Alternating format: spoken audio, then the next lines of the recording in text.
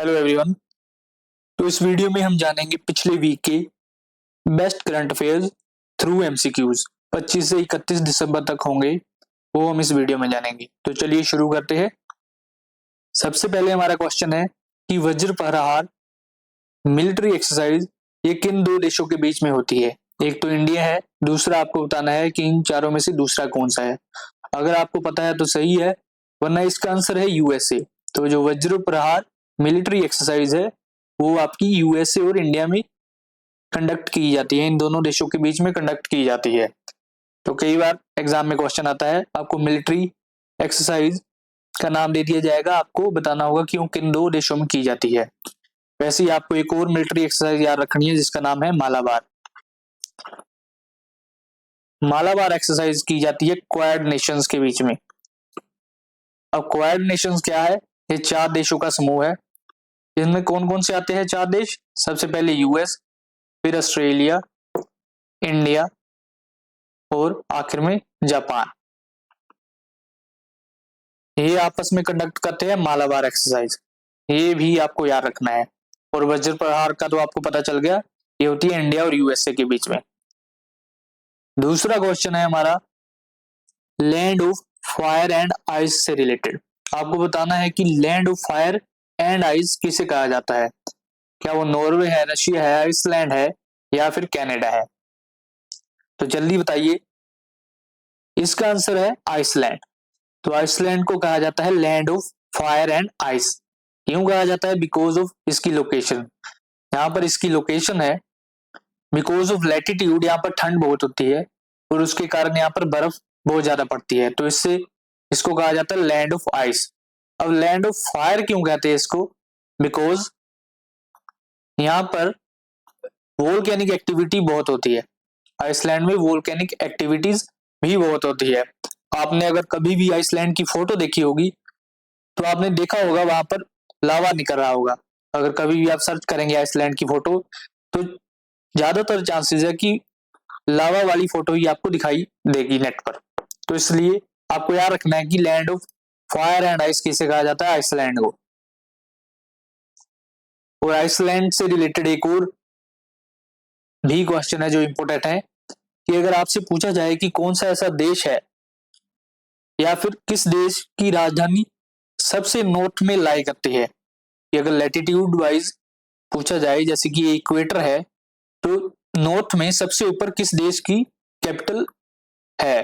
तो वो है आइसलैंड। आइसलैंड की जो कैपिटल है वो सबसे ऊपर नॉर्थ में लाई करती है। और साउथ की बात करें, अगर साउथ में पूछा जाए तो उसका आंसर होगा न्यूजीलैंड। कि जो न्यूजीलैंड है उसकी कैपिटल है जो वो सबसे साउथ में लाई करती है। अगला क्वेश्चन, जैसे कि आपने पिछले वीक ये न्यूज काफी चर्चा में रही कि काफी ओपोजिशन के एमपीज को सस्पेंड कर दिया गया था, तो उसी से रिलेटेड ये क्वेश्चन है। आपको बताना है कि किसके पास पावर होती है मेंबर ऑफ पार्लियामेंट को सस्पेंड करने की। तो क्या वो प्राइम मिनिस्टर है, प्रेसिडेंट है, प्रिजाइडिंग ऑफिसर है या फिर होम मिनिस्टर है? तो अगर आपने थोड़ी सी भी न्यूज देखी होगी तो आपको पता होगा कि जो लोकसभा का स्पीकर है और जो राज्यसभा का चेयरमैन है, इन दोनों के पास पावर होती है एमपीज को सस्पेंड करने की। यानी कि इसका आंसर है प्रिजाइडिंग ऑफिसर। प्रिजाइडिंग ऑफिसर कौन होता है? जो लोकसभा या राज्यसभा को चला रहा होता है। जैसे लोकसभा के केस में वो होगा स्पीकर, स्पीकर, और राज्यसभा के केस में वो होगा चेयरमैन। जो स्पीकर होगा वो हमारे इलेक्टेड एमपी होंगे जो लोकसभा के, उनके बीच में से चूज किया जाएगा। एक एमपी को चूज करेंगे, वो स्पीकर बना दिया जाएगा। बट जो चेयरमैन होगा वो कौन होगा? जो हमारे देश का वाइस प्रेसिडेंट है, वो ऑटोमेटिकली ही राज्यसभा का चेयरमैन बन जाएगा। जैसे जो भी हमारे देश में वाइस प्रेसिडेंट बनेगा वो ऑटोमेटिकली राज्यसभा का चेयरमैन बन जाएगा। तो इस क्वेश्चन का आंसर है प्रिजाइडिंग ऑफिसर। आपने याद रखना है। अब अगला क्वेश्चन है रेयर अर्थ मेटल से रिलेटेड। आपको बताना है कि इन चारों में से रेयर अर्थ मेटल कौन से है। तो पहले रेयर अर्थ मेटल की बात कर लेते हैं। जैसे कि इनके नाम से ही पता चलता है कि ये काफी रेयर है, तो ये काफी कम मात्रा में अर्थ में पाए जाते हैं। और मेनली ऐसे नहीं है कि ये अकेले मिल जाएंगे कहीं भी आपको, ये किसी और मेटल के साथ आपको किसी और मेटल की ओर में मिलेंगे, तो इनका एक्सट्रैक्ट करना भी काफी मुश्किल होता है। इकोनॉमिकली इतना सस्टेन नहीं कर पाते हम इनको एक्सट्रैक्ट करना। तो रेयर अर्थ मेटल बताइए इनमें से कौन से है, और इनकी जो संख्या है वो है 17। टोटल कितने हैं रेयर अर्थ मेटल? 17। इन नीचे दिए गए हैं ये कितने हैं? 16। एक इनमें से है, ये आपको बताना है कि कौन सा रेयर अर्थ मेटल है इनमें से।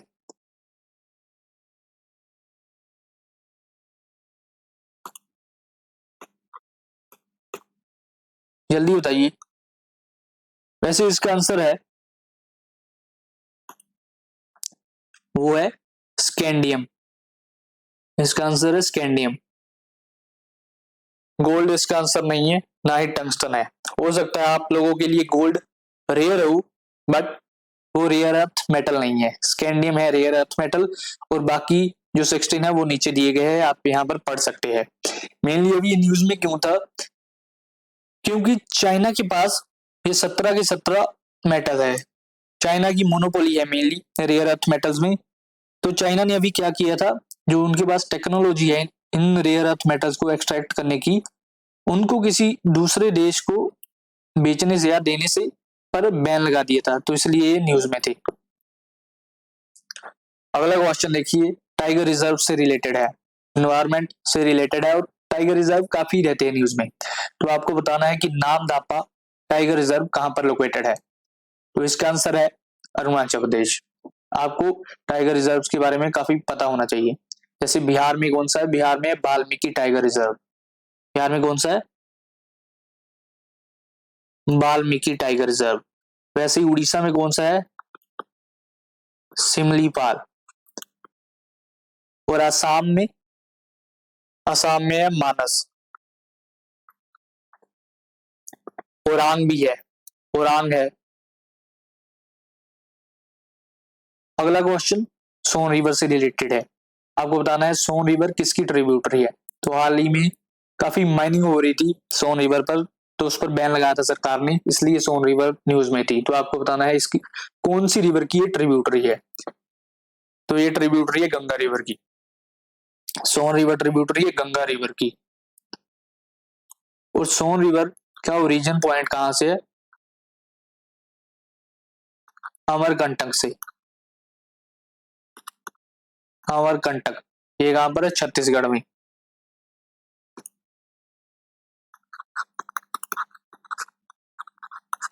ठीक है। और भी आपको पता होना चाहिए, जैसे कोसी रिवर है यहाँ पर। कोसी को क्या कहते हैं? सौरव विहार कहते हैं कोसी को। क्यों कहते हैं सौरव विहार? क्योंकि बिहार में जो आपने अक्सर न्यूज में सुना होगा बाढ़ आती है काफी, उसमें कोसी का महत्वपूर्ण रोल रहता है। कोसी की वजह से काफी बाढ़ आती है बिहार में, इसलिए इसे सौरव बिहार कहा जाता है, सॉरी। और वैसे ही सौरव बंगाल कहा जाता है दामोदर रिवर को, क्योंकि दामोदर वहां पर बाढ़ लेके आती थी। और इन 4 रिवर में से अगर नर्मदा की बात करें तो नर्मदा है वेस्ट फ्लोइंग रिवर। मतलब क्या हुआ, ये हमारा देश है, तो इधर अरेबियन सी है, इधर बे ऑफ बंगाल है। तो कुछ रिवर्स है जो इस साइड फ्लो करती है, कुछ रिवर्स है जो इस साइड फ्लो करती है। तो नर्मदा अरेबियन सी में जाके मिलती है, तो इसलिए इसको वेस्ट फ्लोइंग रिवर कहते हैं। जैसे आपको पता होगा गंगा इस साइड बे ऑफ बंगाल में आकर गिरती है, तो गंगा ईस्ट फ्लोइंग रिवर है। अगला क्वेश्चन है पर्टिकुलरली वल्नरेबल ट्राइबल ग्रुप से। आपको बताना है कि इसके टोटल नंबर कितने हैं। तो पहली बात करते हैं ये होते क्या है। जैसे कि नाम में लिखा है ट्राइबल ग्रुप्स, तो ट्राइबल लोगों से रिलेटेड है, ट्राइबल ग्रुप्स है जो कि बहुत ज्यादा वल्नरेबल है, जिनकी ज्यादा डेवलपमेंट नहीं हो पाई, या जो बहुत ज्यादा पिछड़े हुए रह गए। तो सरकार को इनकी तरफ थोड़ा ज्यादा ध्यान देना पड़ता है। इसलिए सरकार ने कुछ ट्राइबल ग्रुप्स को आइडेंटिफाई किया, उन्हें इस कैटेगरी में डाला पीवीटीजी, और उन पर उनकी डेवलपमेंट पर ध्यान दे रहे हैं। तो इनकी संख्या जो आज के टाइम पर है वो है 75। तो आपको ये पता होना चाहिए। और एक और क्वेश्चन यहाँ से बनता है कि सबसे ज्यादा कौन से स्टेट में ये पाए जाते हैं पीवीटीजी? तो ये पाए जाते हैं उड़ीसा में।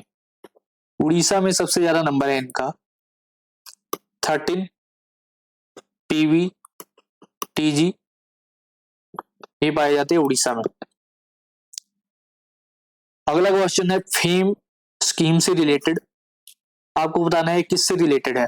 वैसे इसका आंसर यहाँ पर दिया हुआ है क्योंकि इसकी फुल फॉर्म यहाँ पर दी हुई है। और किससे रिलेटेड है? इलेक्ट्रिक व्हीकल से रिलेटेड है। तो आपको पता ही होगा कि हाल ही में इलेक्ट्रिक व्हीकल्स काफी न्यूज में चलते हैं, तो इसलिए आपको ये फेम इंडिया के बारे में पता होना चाहिए। फेम इंडिया इलेक्ट्रिक व्हीकल से रिलेटेड है। इसकी फुल फॉर्म क्या है? Faster adoption of manufacturing of hybrid and electric vehicle in India. अगला क्वेश्चन है यूनेस्को के प्रिक्स वर्सेलिस अवार्ड से रिलेटेड। आपको बताना है किस कैटेगरी में दिया जाता है या किससे रिलेटेड है। तो नीचे एक हिंट दिया गया है। हाल ही में बेंगलुरु के केम्पेगौड़ा इंटरनेशनल एयरपोर्ट के टर्मिनल 2 को दिया गया है। तो आपको पता है यहाँ पर मैथमेटिक्स तो नहीं होता कुछ, ना फिल्म से रिलेटेड है ना गवर्नेंस से रिलेटेड है, ये है आर्किटेक्चर और डिजाइन से रिलेटेड। यूनेस्को का प्रिक्स वर्सेलिस अवार्ड और दिया किसे गया गया है? बेंगलुरु के इंटरनेशनल एयरपोर्ट को। ये याद रखना है आपको। अगला क्वेश्चन है गुड गवर्नेंस डे से रिलेटेड। काफी इंपॉर्टेंट क्वेश्चन है।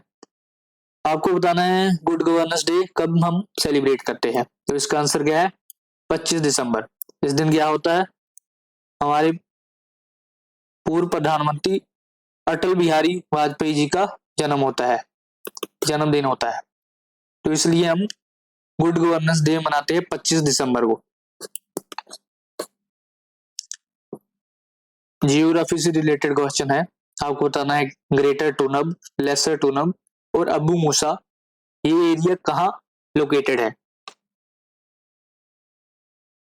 बताइए जल्दी, ये एरिया कहाँ लोकेटेड है? क्या रेड सी में है, इंडियन ओशन में है, स्टेट ऑफ हॉर्मुज में है या डेड सी में? तो इसका आंसर बताऊं तो ये स्टेट ऑफ हॉर्मुज के इलाके में ये लोकेटेड है एरिया। अभी हाल ही में ईरान और यूएई के बीच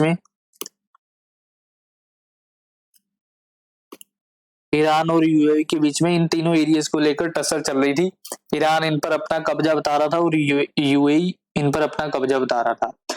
अब स्टेट ऑफ हॉर्मुज में अगर मैं आपको बताऊं कि स्टेट क्या होती है, तो जैसे ये एक वाटर बॉडी है और ये एक वाटर बॉडी है, तो इन दोनों को जो एक नैरो पैसेज कनेक्ट करता है उसको कहते हैं हम स्ट्रेट।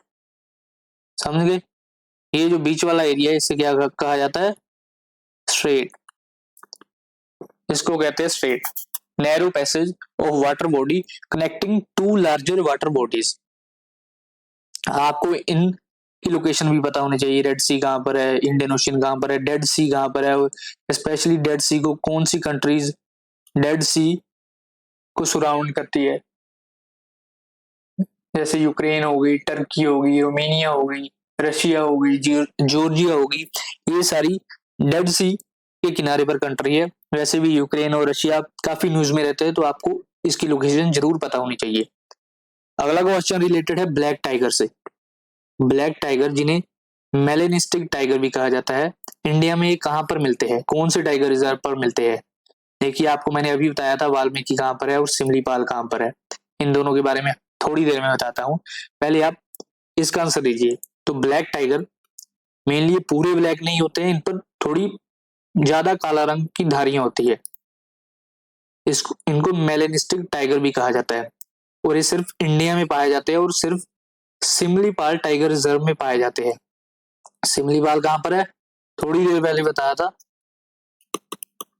उड़ीसा में है सिमलीपाल। और वाल्मीकि है कहाँ पर?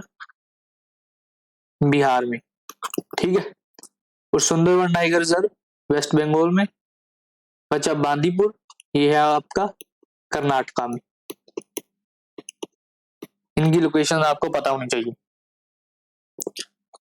अगला क्वेश्चन है मनरेगा से रिलेटेड।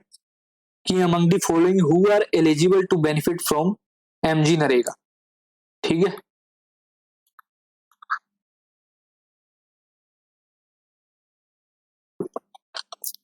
बताइए इसका आंसर क्या होगा। तो मैं ही बता देता हूं, इसका आंसर होगा adult member of any house hold. कोई भी लिमिट नहीं रखी गई है कि कोई ज्यादा पढ़ा होगा, कोई कम पढ़ा होगा, या कोई गरीब होगा, कोई अमीर होगा। सिर्फ आप अडल्ट होने चाहिए, आपकी एज काम करने लायक होनी चाहिए, और आप अगर रूरल एरिया में होने चाहिए। ये मेनली रूरल एरिया से रिलेटेड ये स्कीम है। आपको 100 दिन का अनस्किल्ड अनस्किल्ड ये भी याद रखना है, अनस्किल्ड लेबर वर्क दे दिया जाएगा सरकार द्वारा अगर आप अनएम्प्लॉयड है। अगला क्वेश्चन है फील्ड पेंसी से रिलेटेड। तो फील्ड पेंसी क्या है, अगर पता है तो ठीक है, वरना ये है फ्लावरिंग प्लांट। हाल ही में न्यूज में था, तो याद रखना है आपको, फील्ड पेंसी क्या है, फ्लावरिंग प्लांट है। अगला क्वेश्चन पोंगडेंग वाइल्ड लाइफ सेंचुरी से रिलेटेड है। बताइए इसकी लोकेशन कहां पर है। तो ये लोकेटेड है हिमाचल प्रदेश में। पोंग डैम एक लेक भी है, और ये एक रामसर साइट भी है, रामसर साइट। ठीक है, रामसर साइट किससे रिलेटेड है, रामसर साइट रिलेटेड है वेटलैंड से, वेटलैंड से, वेटलैंड से रिलेटेड ये रामसर कन्वेंशन है। और हिमाचल की Pong dam wildlife sanctuary या Pong dam lake, Pong dam lake ये रिलेटेड है रामसर साइड से। अब ये पोंग डैम लेक है किस रिवर पर या कैसे बना, तो ब्यास रिवर पर आगे डैम बनाया गया पोंग डैम। तो वहां पर पोंग डैम पीछे रिजर्वायर जो बना वो है पोंग डैम लेक। ठीक है, हिमाचल की कांगड़ा डिस्ट्रिक्ट में है। और रामसर के बारे में अगर मैं आपको बताऊं तो ईरान में है, एक सिटी है ईरान में जिसे कहते हैं रामसर। ठीक है, रामसर कन्वेंशन 2 फरवरी को वर्ल्ड वेटलैंड डे होता है, वर्ल्ड वेटलैंड डे। ये भी याद रखना है, वेटलैंड बहुत इंपॉर्टेंट है एग्जाम पर्सपेक्टिव से, काफी न्यूज में रहती है वेटलैंड्स। अगला क्वेश्चन है पेंटोया टैगोरी, ये क्या है, बताइए किसकी न्यू स्पीशीज है। तो इसका आंसर है बैक्टीरिया, बैक्टीरिया से रिलेटेड है। मेनली हमारे लिए क्यों इंपॉर्टेंट है, इसका नाम, ये जो इसका नाम है, इसका सरनेम है टैगोरी, ये रविंद्रनाथ टैगोर जी के नाम पर रखा गया है।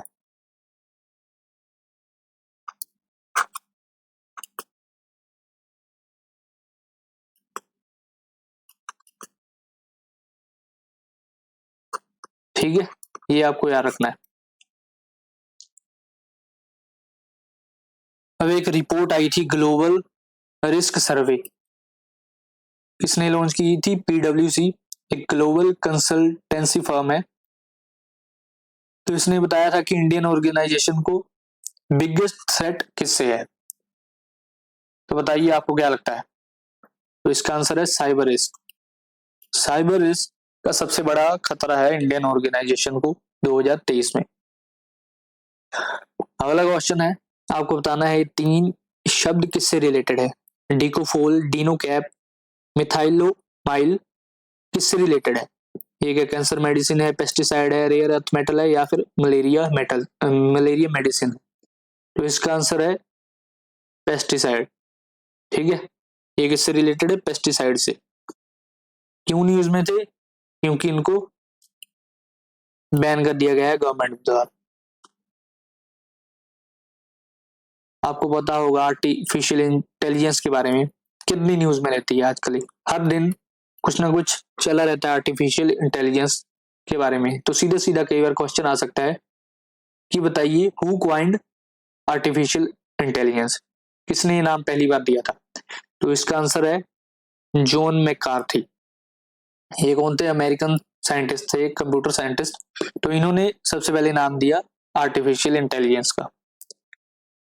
अगला क्वेश्चन है ब्रेक थ्रू प्राइजेस से रिलेटेड, तो आपको बताना है किस फील्ड में दिया जाता है। वैसे नीचे हिंट दिया गया है, इसको ऑस्कर ऑफ साइंसेस भी बोला जाता है, तो यहाँ से पता चलता है कि ये साइंस फील्ड से रिलेटेड है, हाल ही में दिए गए हैं, तो इसलिए आपको पता होना चाहिए इनके बारे में। मेनली ये 2012 में इनको स्टार्ट किया गया था, और जो मेटा के फाउंडर है मार्क जकरबर्ग, उन्होंने इनको स्टार्ट किया था।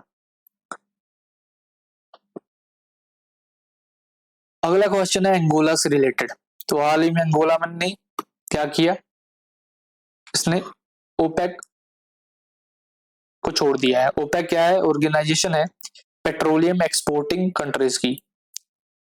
तो ये क्या करते हैं, जितने भी पेट्रोल एक्सपोर्टिंग कंट्रीज है, तो इन्होंने क्या किया, इन्होंने एक ऑर्गेनाइजेशन बना ली, जिससे क्या होगा कि ये पेट्रोल के रेट को बढ़ा या कम कर सके, ये उसकी कितना एक्सट्रैक्ट करना है इनको वो सब रोक सके, या कितना ज्यादा एक्सट्रैक्ट करना है या कम एक्सट्रैक्ट करना है वो नियंत्रण कर सके। तो अभी अंगोला ने क्या किया, इस ऑर्गेनाइजेशन को छोड़ दिया है। तो आपको बताना है कि अंगोला की कैपिटल कौन सी है, बताइए जल्दी, अगर पता है तो बताइए, वरना मैं बताता हूँ। तो इसका आंसर है लुआंडा। ठीक है, लुआंडा है अंगोला की कैपिटल, और अंगोला आपको वेस्ट अफ्रीका में दिख जाएगा। और भी आपको पता होना चाहिए, एडिस अबाबा है, ये किसकी कैपिटल है, ये है इथियोपिया की। इथियोपिया इथियोपिया काफी न्यूज में रहता है इथियोपिया। विंडहोक, ये किसकी कैपिटल है, नामीबिया की। आपको पता है पिछले साल हमने यहाँ से चीता मंगाए थे,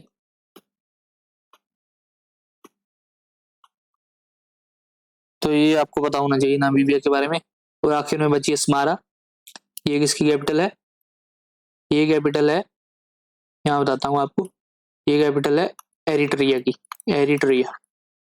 एरिट्रिया और इथियोपिया के बीच में काफी क्लैशेस चलते रहते हैं, ये दोनों देश न्यूज में ही रहते हैं, तो इसलिए इनके बारे में आपको पता होना चाहिए। और आज का आखिरी क्वेश्चन, जो कि फिर से रिलेटेड है एनवायरनमेंट से और टाइगर रिजर्व से, आपको बताना है कि इंडिया में area wise biggest tiger reserve कौन सा है। तो इसका आंसर है नागार्जुन सागर। नागार्जुन सागर जो कि कहां पर है, आंध्र प्रदेश में है। कहां पर है, आंध्र प्रदेश में। ये एरिया वाइज इंडिया का बिगेस्ट टाइगर रिजर्व है। और दूसरा ऑप्शन जो इसका है ओरांग टाइगर रिजर्व, ये है असम में। कहां पर है, असम में। और ये क्या है, स्मॉलेस्ट, ये स्मॉलेस्ट है टाइगर रिजर्व इंडिया में एरिया वाइज। और तीसरा जो है ऑप्शन रानीपुर, वो गया है, वो भी हाल ही में लेटेस्ट है, कि जो हमने लेटेस्ट टाइगर रिजर्व ऐड किया वो है रानीपुर। कहां पर है, यूपी में। और बांदीपुर के बारे में मैंने आपको पहले भी बताया है पीछे भी क्वेश्चन में, ये कहां पर है, कर्नाटका में। तो आई होप आपको काफी नॉलेज मिली होगी आज की वीडियो से, आपको काफी कुछ समझ आया होगा, कुछ स्टैटिक भी था और बहुत से इवेंट्स इसमें करंट से रिलेटेड थे। तो अगर आपको पसंद आई तो लाइक करिएगा, और मिलते हैं नेक्स्ट वीक। Thank you.